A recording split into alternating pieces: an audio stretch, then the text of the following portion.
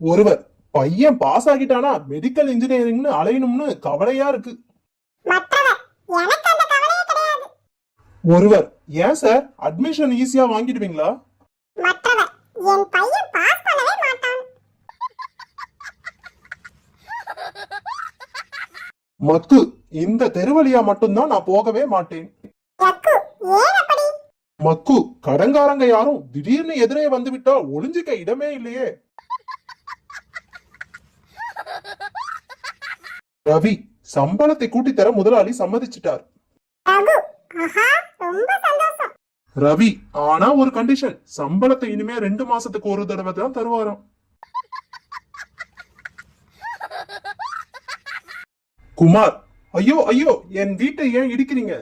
அனீஸ், ஞாபக மறதியா வேறொருத்தர் பிளாட்ல வீட்டை கட்டிவிட்டேன்.